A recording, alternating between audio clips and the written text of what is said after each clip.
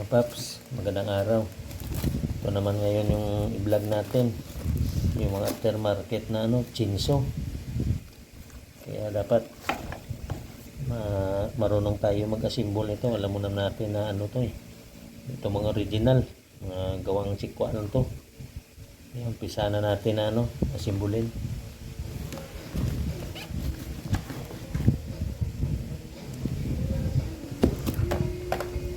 Dalawang battery. Saka ito yung niya, those shields niya. Saka may manual man siya nadala.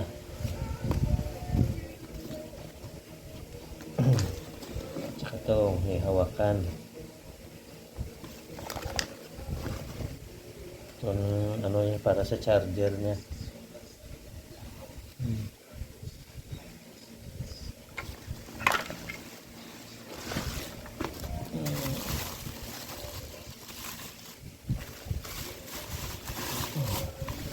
Ito na yung pinaka niya.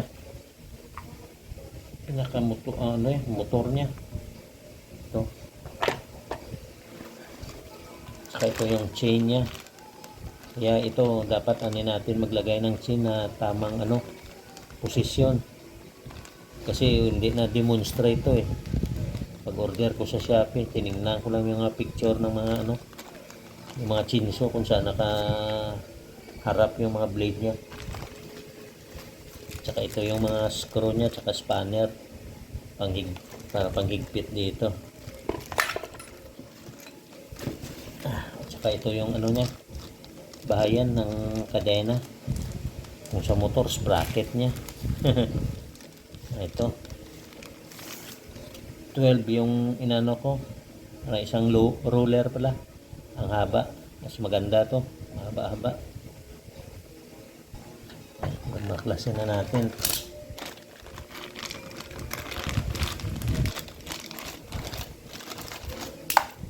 Ito yung blade niya blade. Ito.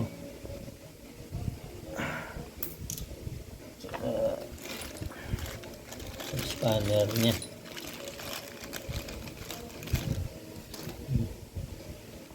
Tanggalin natin muna. Ito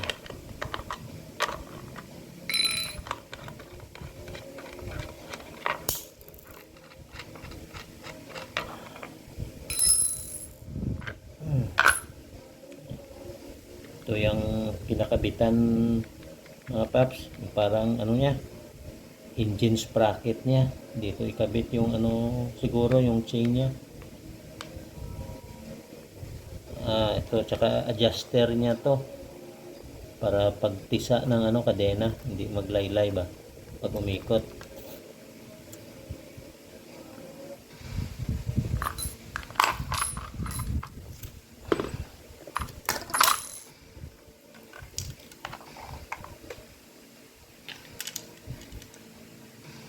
Paglagay ng kadena mga paps, dapat yung ganito niya parang nagwe-wave nito nakaharap sa atin, hindi nakatalikod.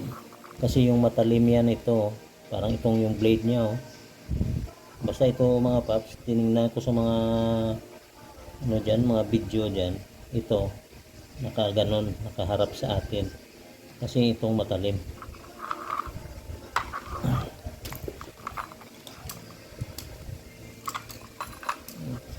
Kapaps, dito yan ipasok.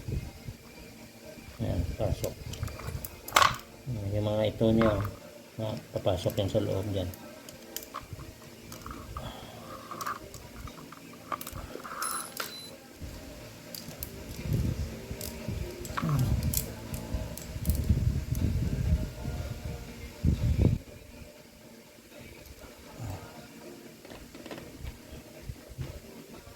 At lagay dito.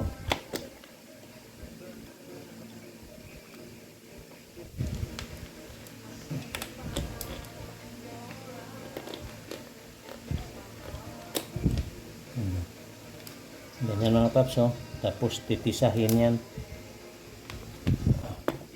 Dapat mga paps ipasok yan dito sa loob ng yan, parang engine sprocket niya.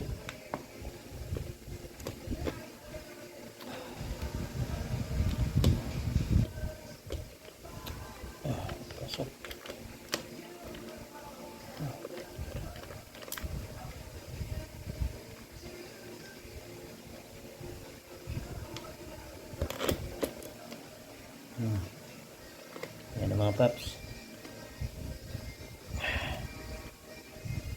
Tapos ilagay sa loob. Titisahin yan pala dito. Ito mga paps, oh. Titisahin yan dito gamit ng Phillips screw. Huwag na muna higpitan. Titisa kasi yan eh.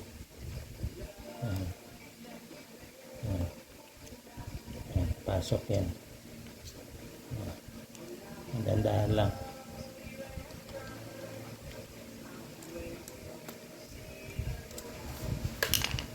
Yan. Yan mga paps. Yung sa manual yung mga paps, huwag tisahin masyado daw. Yung sakto-sakto lang. Ito medyo laylay pa to.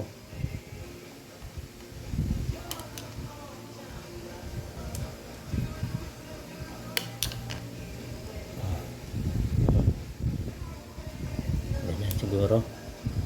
Obserbahan na lang to pag ginamit na natin putol sa kahoy. Galaw-galaw ko. Kung maghigpit mga paps, ano nyo lang talaga ilapat para hindi sumiyaw-sayaw. O chicken na rin to. Pag malaylay, tisahin lang. Kung sabi, huwag tisahin tulo. Ito, ilagay natin cover. Pasok lang dito.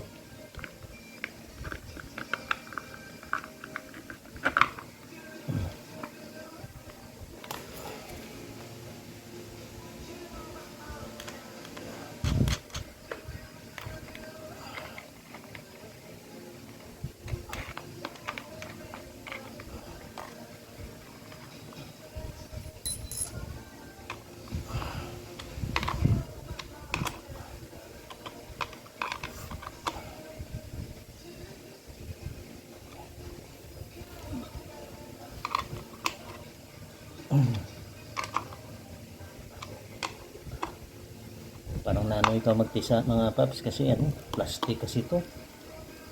Ano kung baka mabahas. Hindi naman, potensyahin na lang pagtisa.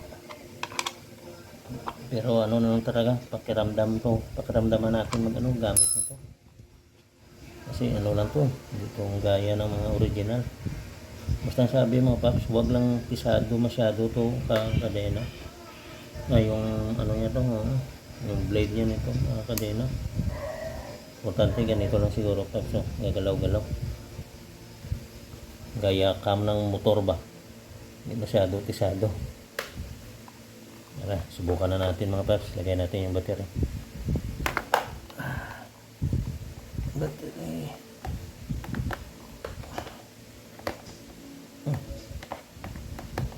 Hirap.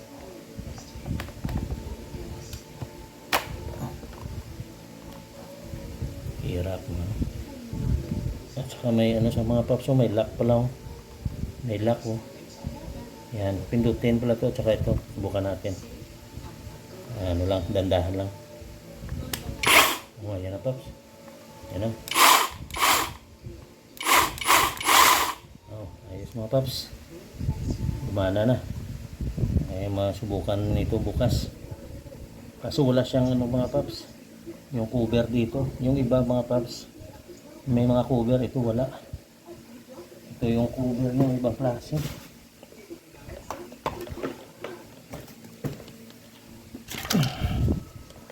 Ito yung cover eh paps, pangit, plastic din. Wala rin. Dito paps sinalagay ito. Yan, dito lang linalagay yan. Yung depensa. Tsaka may hawakan din mga paps. Yan dito. Yan. Ganyan paps. Mga paps, ganyan. Pero yung screw yata mixi.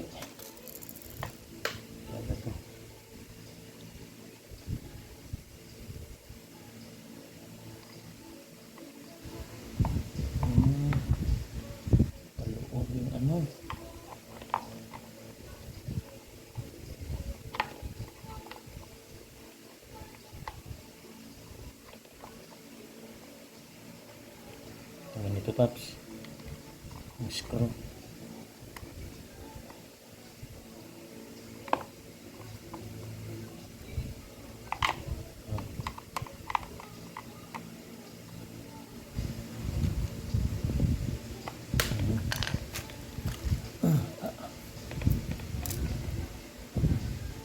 lima lahat yung screw mga paps.